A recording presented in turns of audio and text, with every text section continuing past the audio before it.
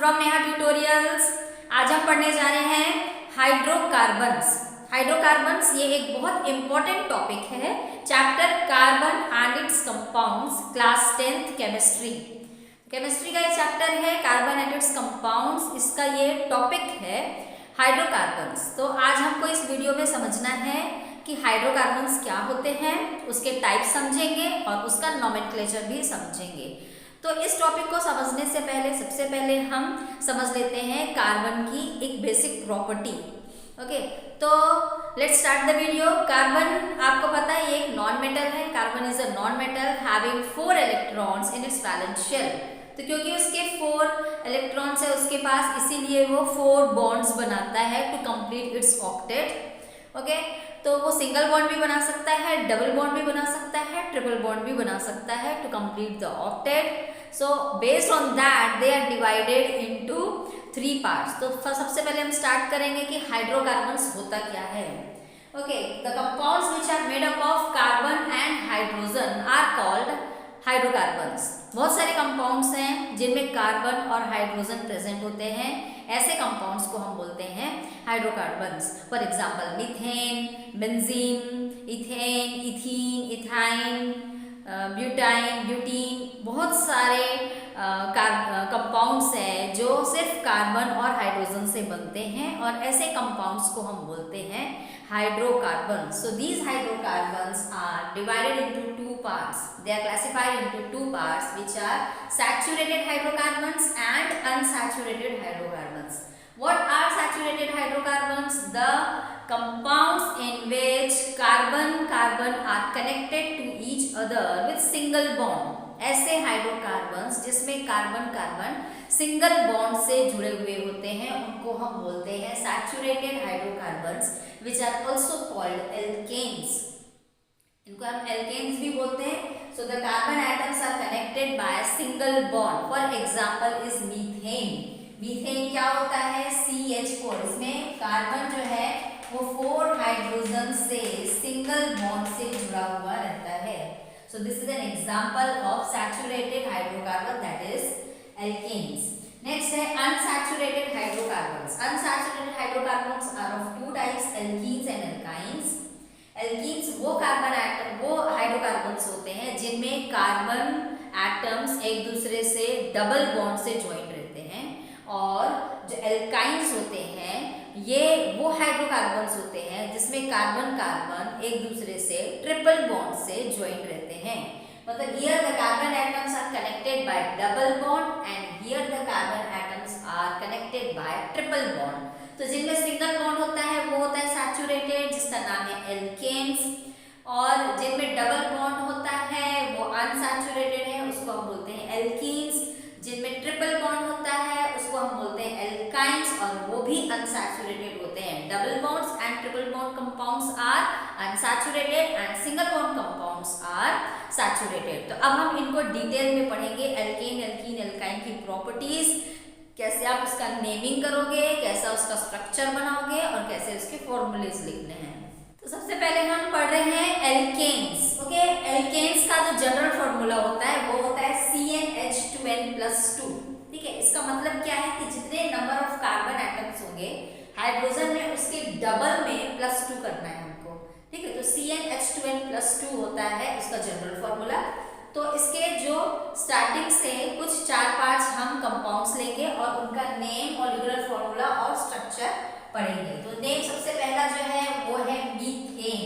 ये आपको याद रखना होगा कि ऐसे जो फर्स्ट कंपाउंड है, मतलब जिसमें कार्बन का नंबर 1 होता है कार्बन एटम का, उसका जो बेस नेम है वो है मिथ। ओके, तो अगर सिंगल बॉन्ड है तो मीथेन, डबल बॉन्ड में एक्चुअली वो होता नहीं है, अगर वो होता तो मीथीन होता, और ट्रिपल बॉन्ड में मीथाइन होता। एक्चुअली पॉसिबल नहीं है मीथीन मीथाइन, वो मैं जब आपको अभी एल्कीन्स एल्काइन समझाऊंगी तब आपको समझ में आ जाएगा क्यों नहीं होता है।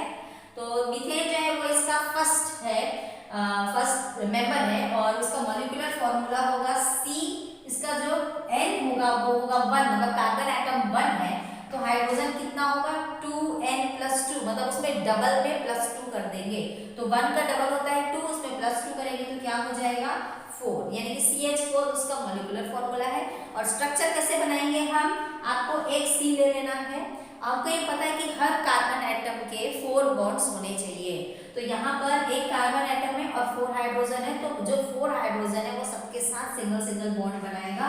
तो इस तरीके से इसका स्ट्रक्चर बनेगा। ओके, तो इसका जो नेक्स्ट कंपाउंड है वो है इथेन। तो ये आपको याद रखना है, जिसमें कार्बन का नंबर 2 होता है उसका जो बेस नेम होता है वो होता है इथ। तो ये होगा इथेन, क्योंकि एल्केन है इसलिए इथेन हो जाएगा। और इसका मॉलिक्यूलर फॉर्मूला क्या लेंगे, C इसमें 2 होगा। फर्स्ट वाले में कार्बन 1 था, अब होगा कार्बन 2। जब कार्बन 2 होगा तब H कितना होगा, उसके डबल में +2 कर देना है। तो 2 का डबल होता है 4 और उसमें +2 करेंगे तो हो जाएगा 6, यानी कि C2H6 जो है वो फॉर्मूला होगा इथेन का। अब उसका स्ट्रक्चर बनाएंगे। स्ट्रक्चर बहुत इजी है। आप क्या करोगे, C2 है तो आप 2 कार्बन ले लो, दोनों के बीच में एक सिंगल बॉन्ड बना दो। अब आप हाइड्रोजन को अकॉर्डिंग टू इट्स नीड उसको पुट अप करना है। अकॉर्डिंग टू इट्स नीड का मतलब क्या हुआ, यहाँ पे कार्बन ने एक सिंगल बॉन्ड बनाया है, टोटल बनाने हैं उसको 4 बॉन्ड, बाकी बच गए 3 बॉन्ड। तो वो जो 3 बॉन्ड है वो हाइड्रोजन के साथ बनाएगा, मतलब कुछ ऐसे 1 2 3। सिमिलरली ये कार्बन ने भी एक बॉन्ड बना लिया है कार्बन के साथ। अब बाकी के उसको 3 बॉन्ड और बनाने हैं, तो बाकी के 3 बॉन्ड वो किसके साथ बनाएगा, हाइड्रोजन के साथ बनाएगा। ये 1 ये 2 और ये 3। तो इस तरीके से इसका स्ट्रक्चर कंप्लीट हो गया। You can count it is C2 और हाइड्रोजन कितना है 1 2 3 4 5 6। सिमिलरली जो इसका थर्ड कंपाउंड है इस सीरीज का वो होगा प्रोपेन। प्रो जो वर्ड है वो हम यूज करते हैं for the compound having 3 carbon atom, उसमें हम प्रो यूज करते हैं। तो इसका जो कंपाउंड होगा वो क्या होगा, कार्बन होगा 3, तो हाइड्रोजन कितने होंगे, डबल में +2 करना है। तो हाइड्रोजन में क्या करेंगे हम, 3 का डबल होता है 6, उसमें हम +2 करेंगे तो वो हो जाएगा 8। ठीक है, अब इसका स्ट्रक्चर बनाएंगे। तो अगेन हम स्ट्रक्चर कैसे बनाएंगे, C3 है तो आप 3 कार्बन एटम्स ले लो और उनके बीच में सिंगल बॉन्ड बना दो। अब हम हाइड्रोजन को पुट अप करेंगे। कैसे पुट अप करेंगे, हर कार्बन के 4 बॉन्ड होने चाहिए। इस कार्बन का एक बॉन्ड बन चुका है, बाकी के 3 बनेंगे हाइड्रोजन के साथ। अब यहाँ पर देखो इस कार्बन के 2 बॉन्ड बन चुके हैं, बाकी कितने और बनाएगा, वो 2 और बनाएगा। तो एक यहाँ हाइड्रोजन ले लेते हैं, एक यहाँ हाइड्रोजन ले लेते हैं। इस कार्बन का एक सिंगल बॉन्ड बन चुका है, बाकी इसको 3 और बनाने हैं, तो वो 3 जो है वो हाइड्रोजन के साथ बनाएगा। इस तरीके से इसका स्ट्रक्चर हो गया। ये देखिए C3 है और हाइड्रोजन कितना है 1 2 3 4 5 6 7 8, तो C3H8। इसी तरीके से C4 भी बनेगा, तो जो फोर्थ होगा वो होगा ब्यूटेन। तो 4 नंबर ऑफ कार्बन एटम के लिए हम ब्यूट जो है वो बेस नेम यूज करते हैं। तो यहाँ पर C4 होगा 4 कार्बन एटम, तो हाइड्रोजन कितना होगा, 4 का डबल होगा 8, उसमें हम +2 करेंगे तो वो हो जाएगा 10। तो इसमें हम क्या करेंगे, 4 कार्बन एटम्स हम ले लेंगे और हम हाइड्रोजन को पुट करेंगे।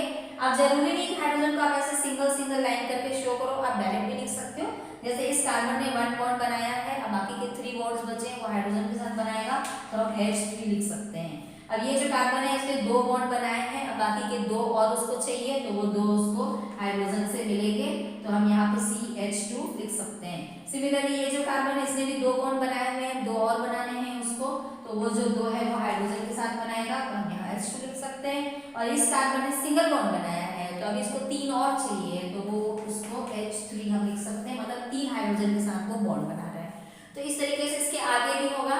अगर 4 कार्बन एटम है तो ब्यूटेन, 5 कार्बन एटम के लिए पेंटेन, 6 कार्बन एटम्स के लिए हेक्सेन, 7 कार्बन एटम्स के लिए हेप्टेन, 8 कार्बन एटम्स के लिए ऑक्टेन और 9 कार्बन एटम्स के लिए नॉनेन, 10 के लिए डेकेन। आपको 10 तक याद रखना है, ठीक है। तो सभी का फॉर्मूला लिखना भी बहुत इजी है। सपोज आपको बोला गया right the formula of hexane, तो आप कैसे लिखोगे, हेक्सेन, हेक्स जो होता है वो 6 के लिए होता है, मतलब कार्बन होगा उसका 6, और हाइड्रोजन आप कैसे फाइंड करोगे, इसके डबल में +2 करेंगे, तो 6 का डबल होता है 12, उसमें +2 कर दिए 14, तो C6H14 उसका मॉलिक्यूलर फॉर्मूला हो जाएगा। और स्ट्रक्चर बहुत ईजी है, जैसे मैंने यहाँ बताया एग्जैक्टली आपको वैसे बनाना है।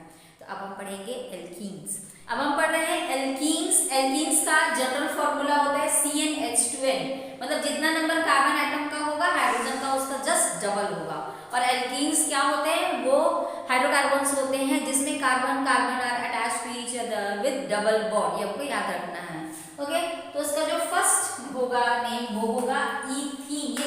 ये इथ से चालू होता है, ये मिथ से चालू नहीं होता है।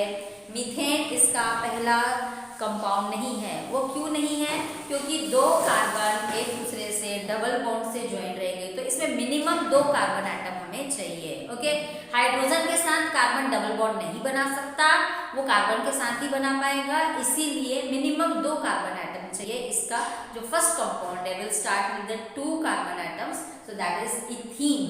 तो इथीन का मॉलिक्यूलर फॉर्मूला क्या होगा? आप C ले लेंगे 2, तो H क्या होगा? अगर C2 है तो H इसका डबल होगा, वो क्या हो जाएगा? 4। C2H4 is the molecular formula of ethene. और इसका स्ट्रक्चर क्या होगा? आप 2 कार्बन एटम्स ले लो और इसमें आप डबल बॉन्ड बना लो। आपने डबल बॉन्ड बना दिया, अब आप हाइड्रोजन को फिट करेंगे अकॉर्डिंग टू इट्स नीड्स। मतलब कि इस कार्बन के पास 2 बॉन्ड है, अब उसको 2 और की जरूरत है, तो 2 और कैसे बनाएगा वो? एक हाइड्रोजन यहाँ से ले लेते हैं और एक हाइड्रोजन यहाँ से, इस तरीके से 2 बॉन्ड वो बनाएगा। सिमिलरली इस कार्बन के पास भी 2 बॉन्ड ऑलरेडी हो चुके हैं, अब 2 और चाहिए उसको, तो 2 कार्बन 2 हाइड्रोजन जो है वो ऐसे ही बना लेगा। तो इस तरीके से इसका स्ट्रक्चर बन गया। नेक्स्ट है प्रोपीन। 3 कार्बन एटम्स हैं हमारे पास, तो प्रोपीन। प्रो जो होता है वो बेस नेम है फॉर 2 कार्बन एटम्स, तो प्रोप, तो क्या हो जाएगा? प्रोपीन। तो इसमें 3 कार्बन एटम, सॉरी, तो कार्बन 3 होगा C3H, क्या होगा? इसका जस्ट डबल N2N, तो इसका डबल क्या होगा? 6। ये इसका मॉलिक्यूलर फॉर्मूला है प्रोपीन का। और स्ट्रक्चर कैसे बनाएंगे? आप 3 कार्बन एटम ले लो और किसी भी एक जगह पे आपको डबल बॉन्ड लेना है, दोनों जगह पे डबल बॉन्ड नहीं लेना है, कोई भी एक जगह। जैसे यहाँ पे मैंने डबल बॉन्ड ले लिया, तो यहाँ आप सिंगल बॉन्ड लेंगे, ठीक है? या फिर आप यहाँ सिंगल लेते तो वहां भी डबल ले सकते थे। और आपको क्या करना है? इसमें हाइड्रोजन को अकॉर्डिंग टू इट्स नीड हमको वहां पे पुट अप करना है। तो इस कार्बन के 2 बॉन्ड्स हैं ऑलरेडी, तो उसको 2 और चाहिए, तो वो 2 बॉन्ड कैसे बनाएगा? एक हम यहाँ बना देते हैं हाइड्रोजन और एक हम यहाँ बना देते हैं। अब इस कार्बन के 3 बॉन्ड्स है, 1 2 3, अब उसको एक और जरूरत है, तो वो बनाएगा विद हाइड्रोजन। और इस कार्बन के एक सिंगल ही बॉन्ड है उसका, तो उसको 3 और हाइड्रोजन मिलेंगे, तो ये हो गया 1, ये हो गया 2 और ये हो गया 3। तो इस तरीके से इसका स्ट्रक्चर बन गया। नेक्स्ट होगा ब्यूटेन। तो जो ब्यूटेन है इसमें टोटल कार्बन कितना होगा? 4, तो हाइड्रोजन कितना होगा? उसका जस्ट डबल यानी कि 8। अब हम बनाएंगे इसका स्ट्रक्चर, तो आप 4 कार्बन ले लें, कहीं पर भी आप एक जगह डबल बॉन्ड ले लेंगे, जैसे यहाँ मैंने डबल बॉन्ड ले लिया है, बाकी जगह हम बना लेंगे सिंगल बॉन्ड। अब आप हाइड्रोजन को पुट अप करेंगे, इसके 2 बॉन्ड्स हो चुके हैं, बाकी 2 बचे, तो यहाँ 2 हाइड्रोजन आ जाएगा। इसके 3 बॉन्ड हो चुके हैं, बाकी 1 बचा, 1 हाइड्रोजन आ जाएगा। इसके 2 हो गए हैं, बाकी 2 और बचे, तो हम यहाँ पे 2 हाइड्रोजन लगा लेंगे। और इसका सिंगल बॉन्ड है, तो बाकी इसको 3 और चाहिए, तो यहाँ पर हम 3 हाइड्रोजन एटम्स लगा देंगे। तो सिमिलरली इसके आगे होगा ब्यूटेन के बाद ये ब्यूटीन था, इसके बाद होगा pentene, then it's hexene, number 5 में आएगा हेक्सीन। अगर 7 कार्बन एटम्स होंगे तो हेप्टीन, 8 कार्बन एटम्स है ऑक्टीन, 9 कार्बन एटम्स है नॉनीन और 10 कार्बन एटम्स है तो डेकीन। अब इसके बाद हमको पढ़ना है एल्काइंस। ये एल्काइंस का जनरल फॉर्मूला होता है CnH2n -2, मतलब जितना कार्बन एटम होगा उसके डबल में -2 करेंगे to find the number of atoms of hydrogen. तो इसका जो फर्स्ट जो मेंबर है एल्काइन ग्रुप का वो है इथाइन। इसका मॉलिक्यूलर फॉर्मूला क्या होगा? C इसका होगा 2 और H क्या होगा? डबल में -2 करेंगे, तो 2 का डबल होता है 4, उसमें -2 करेंगे, वो हो जाएगा 2। तो C2H2 इसका फर्स्ट कंपाउंड है और इसका नाम है इथाइन। और इसका स्ट्रक्चर हम कैसे बनाएंगे? 2 कार्बन एटम ले लेंगे और इसमें हम ट्रिपल बॉन्ड बनाएंगे। हमको पता है कि एल्काइंस में ट्रिपल बॉन्ड होता है, तो हमने ट्रिपल बॉन्ड बना लिया। अब हम हाइड्रोजन को फिट करेंगे, तो यहाँ पर 3 बॉन्ड्स बन चुके हैं इस कार्बन के, बाकी बचा है 1 बॉन्ड, तो वो बनाएगा वो हाइड्रोजन के साथ। और सिमिलरली इस कार्बन के भी 3 बॉन्ड्स बन चुके हैं, अब सिंगल बॉन्ड बचा है, तो वो भी वो बनाएगा हाइड्रोजन के साथ। नेक्स्ट जो इसका कंपाउंड होगा वो है प्रोपाइन। ओके, तो प्रोपाइन यानी कि कार्बन कितने होंगे? 3, तो हाइड्रोजन कितना होगा? डबल में -2, तो 3 का डबल होता है 6, उसका -2 करेंगे होगा 4। तो स्ट्रक्चर कैसे बनेगा, आपको 3 कार्बन एटम्स ले लेने हैं, एक कहीं पर भी आप सिंगल बॉन्ड ले लें और एक जगह पे ट्रिपल बॉन्ड लेंगे। एक आपको ट्रिपल बॉन्ड बनाना होगा क्योंकि ये एल्काइंस है। तो इसमें हम हाइड्रोजन को फिट कर देंगे। इस कार्बन का सिंगल बॉन्ड बन चुका है, बाकी बचे हैं इसके 3, तो 3 हाइड्रोजन इसको मिलेंगे। इस कार्बन के 4 बॉन्ड्स बन चुके हैं, ट्रिपल यहाँ और एक यहाँ 4, तो कोई हाइड्रोजन नहीं मिलेगा। और इस कार्बन के 3 बॉन्ड्स बन चुके हैं, बाकी एक सिंगल बॉन्ड और उसको बनाना है, वो बनाएगा हाइड्रोजन के साथ। तो नेक्स्ट इसका जो है वो है ब्यूटाइन। तो ब्यूटाइन में क्या होता है, 4th कार्बन होगा और हाइड्रोजन कितना होगा, डबल, यानी कि 8 में -2 वो होगा 6। तो अब आप क्या करोगे, 4 कार्बन एटम्स ले लें और कहीं पर भी एक ट्रिपल बॉन्ड बना लेंगे। अब हम उसको हाइड्रोजन को according to its need fit करेंगे। तो इस कार्बन के पास 3 बॉन्ड है, बाकी बचा एक। इस कार्बन के पास ऑलरेडी 4 बॉन्ड है, अब उसको कोई हाइड्रोजन की जरूरत नहीं है। इस कार्बन के पास डबल बॉन्ड है तो 2 हाइड्रोजन की जरूरत है, तो हम 2 हाइड्रोजन इसको दे देते हैं। और इस कार्बन के पास एक ही बॉन्ड है तो उसको 3 हाइड्रोजन की जरूरत पड़ेगी, तो इसको हम 3 हाइड्रोजन बॉन्ड्स दे देते हैं। तो इस तरीके से हमने समझ लिया कि एल्केन, एल्कीन, एल्काइन का हम कैसे नेमिंग करेंगे, कैसे उसका स्ट्रक्चर बनाएंगे और कैसे उसका मॉलिक्यूलर फॉर्मूला लिखना है। तो एग्जाम में क्वेश्चंस कैसे आते हैं, या तो मॉलिक्यूलर फॉर्मूला गिवन होगा, आपको उसका स्ट्रक्चर बनाना है, या स्ट्रक्चर गिवन होगा, उसका मॉलिक्यूलर फॉर्मूला बनाना है, या उसका नाम लिखना है। किसी भी तरीके से आपको क्वेश्चन आ सकता है। तो बहुत इजी है उसकी पहचान करना। सपोज अगर आपको कुछ कंपाउंड्स दे दिए जाए, उनके मॉलिक्यूलर फॉर्मूले गिवन हो और आपको अगर पहचान करनी हो कि वो एल्केन से या एल्कीन से या एल्काइन से, तो आप कैसे पता करेंगे। तो सपोज मैंने एक यहाँ पे लिखा है C4H6 और दूसरा मैंने लिखा है C4H8 और तीसरा मैंने लिखा है C4H10। तो इसमें आप देखेंगे जो कार्बन एटम है, number of carbon atom, hydrogen जो है उसका नंबर क्या है, इसके डबल में -2 है। ठीक है, इसका डबल करेंगे, 4 का डबल 8, इसमें -2 है। ठीक है, तो ये क्या है, CnH2n -2 है। और यहाँ पर क्या है, जो कार्बन एटम का नंबर है हाइड्रोजन का उससे जस्ट डबल है, 4 8 डबल है, यानी कि ये है CnH2n। और यहाँ पर आप देखोगे जो कार्बन का नंबर है 4, तो हाइड्रोजन में क्या है, उसके डबल में +2 है, 4 का डबल 8 +2 करेंगे तो 10, तो यानी कि ये क्या है, CnH2n +2 है।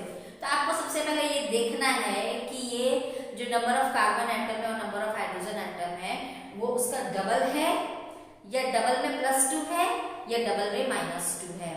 अगर डबल है तो ये होगा एल्कीन, अगर डबल में -2 है तो होगा एल्काइन, और अगर डबल में +2 है तो वो होगा एल्केन। तो इस तरीके से आप पहचान कर सकते हैं कि वो एल्केन है या एल्कीन है या एल्काइन है। और जिसमें डबल में +2 होगा वो सैचुरेटेड, और जो बाकी 2 बच गए मतलब डबल और डबल -2 वो दोनों होगा अनसैचुरेटेड। तो इस तरीके से आप फाइंड आउट कर सकते हो whether the given compound are alkanes, alkenes और एल्काइंस। अब हम समझेंगे the IUPAC nomenclature of the organic compounds. अब हम समझेंगे कैसे हमको नेमिंग करना है गिवन कंपाउंड। तो अभी हम जो नोमेनक्लेचर है वो सिर्फ हाइड्रोकार्बन्स का पढ़ेंगे, मतलब एल्केन, एल्कीन और एल्काइंस का पढ़ेंगे। बाकी जो फंक्शनल ग्रुप है उसका हम अभी नहीं पढ़ रहे हैं। तो इसके जो रूल है, मेन 3 रूल है जो आपको याद रखना है। जो रूल्स है मैं इसको अभी आपको वर्बली पूरा समझाऊंगी। मैंने इन शॉर्ट इसमें लिखा है, first is to find the longest chain, पहला रूल है। देन सेकेंड स्टेप है टू नंबर द चेन, आपको नंबरिंग करनी है 1 2 3 4। और थर्ड है उसका नेमिंग, पहले लॉन्गेस्ट चेन हमको ढूंढनी है, फिर उसका नंबरिंग करना है, फिर उसका नेमिंग करना है।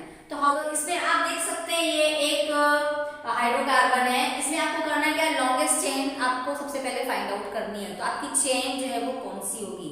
सपोज आपने ये वाली ले ली है चेन, अगर आप इसको ले लेते हैं, आपकी चेन है, तो इसमें कितने कार्बन एटम से काउंट करेंगे, 1 2 3 4 5 6 7 कार्बन एटम हो रहे हैं।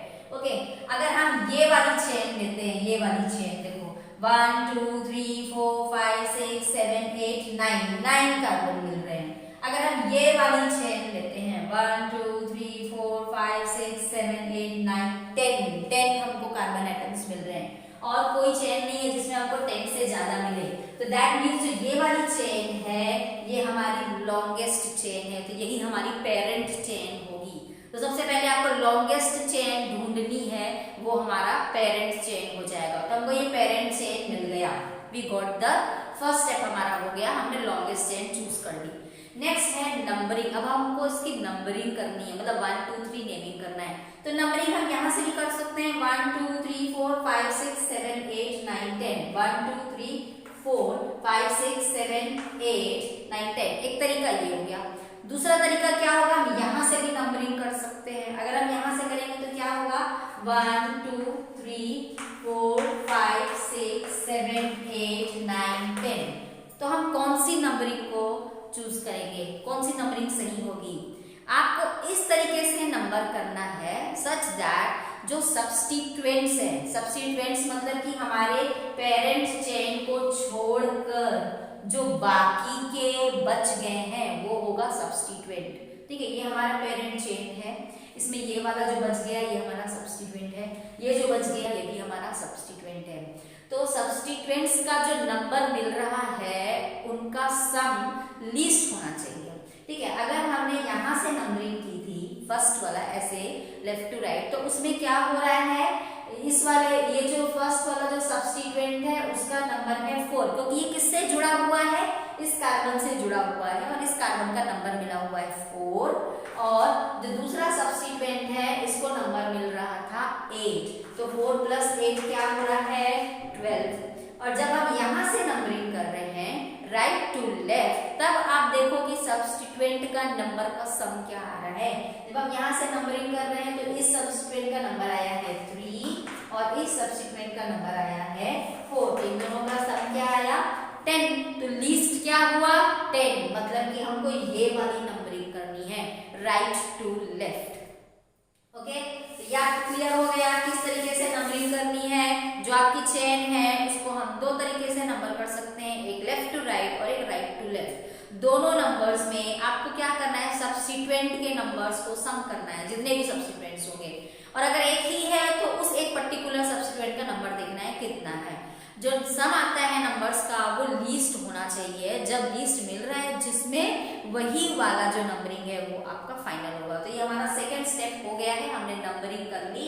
तो 1 2 3 4 ये अब 8 नहीं रहेगा, 1 2 3 4 5 6 7 8 9 10। ओके, तो हमारी नंबरिंग हो गई। अब हमको करना है नेमिंग। नेमिंग कैसे करते हैं, सबसे पहले हम नेमिंग करते हैं सब्स्टिट्यूएंट्स का। तो ये जो सब्स्टिट्यूएंट है ये CH4 होता तो मीथेन होता, उस CH4 में एक हाइड्रोजन रिमूव हो गया CH3, इसको मिथाइल पढ़ते हैं। और ये जो दूसरा है हमारा सब्स्टिट्यूएंट ये भी वही है, मिथाइल, दोनों मिथाइल है। तो सबसे पहले हम नेमिंग करेंगे सब्स्टिट्यूएंट का, तो वो क्या होगा, एक मिथाइल जो है वो 7th नंबर में है, जो दूसरा मिथाइल है वो 3rd नंबर में है। तो नेमिंग क्या होगा उसका, 3,7 डाइमिथाइल। डाइमिथाइल हमने क्यों लिखा, क्योंकि 2 मिथाइल है। और उसके बाद जो हमारा पेरेंट चेन है उसमें आप देखोगे नंबर ऑफ कार्बन कितना है, तो जो हमारा पेरेंट चेन है उसमें नंबर ऑफ कार्बन है 10। तो ये एल्केन है क्योंकि इसमें सिंगल बॉन्ड है, डबल बॉन्ड नहीं है। तो alkane with 10 number of carbon is called decane, तो इसीलिए हम यहाँ लिखेंगे डेकेन।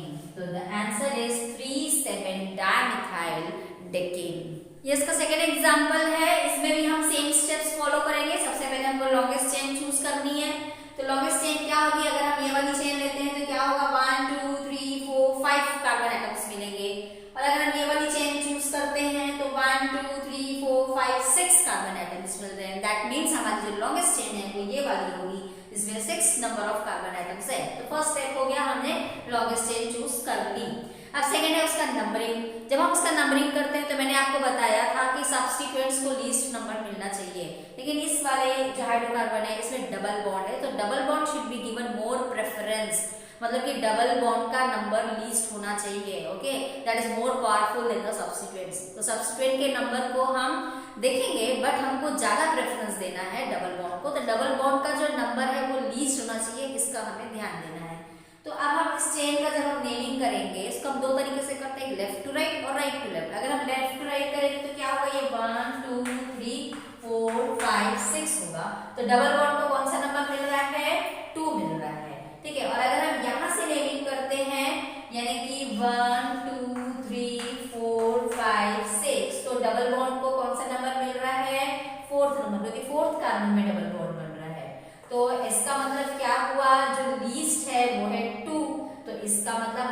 वो वाला नेमिंग करना है, लेफ्ट टू राइट करना है, क्योंकि लेफ्ट टू राइट में डबल बॉन्ड को 2 मिल रहा है, उसको हमें ज्यादा प्रेफरेंस देना है डबल बॉन्ड को।